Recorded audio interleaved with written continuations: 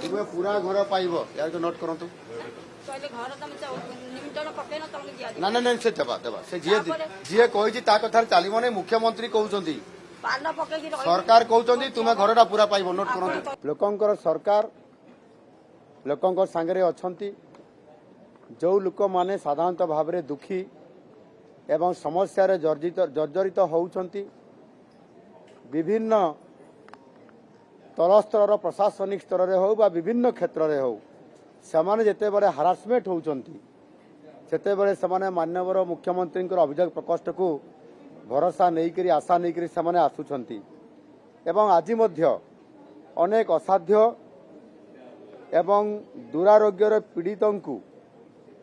आज से मुख्यमंत्री अभियोग प्रकोष्ठ को आसीथिले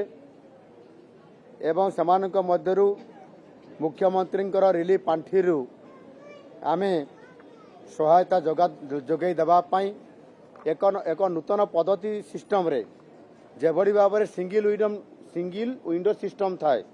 से भली भाव में कैपिटल हॉस्पिटल रो गोटे मेडिकल टीम आसी से बसी जो माने रोग अच्छी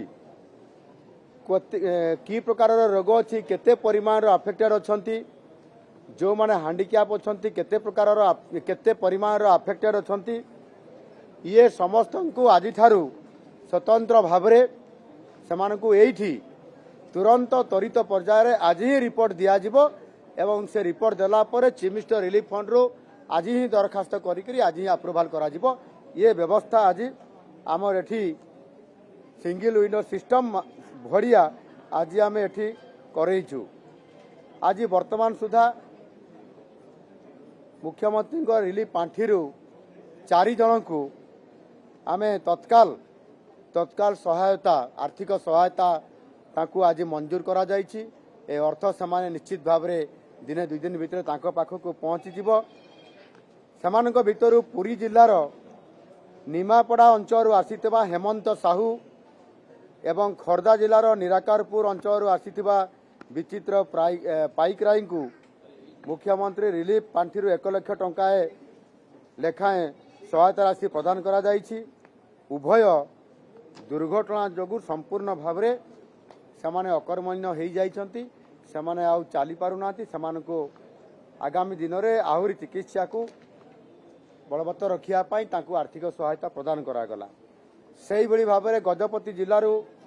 श्रीमती रश्मिता नायक आसीथिले तांकर 23 वर्षर पुओ बहु वर्ष धरी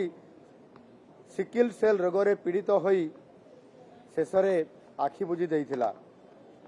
पुओर चिकित्सा पाई धार उधार करी खर्च करी सर्वशांत हो जाइथिले तांकर दुख को मध्य लाघव करिया पाई मुख्यमंत्री रिलीफ पांठी 1 लाख टंकार आर्थिक सहायता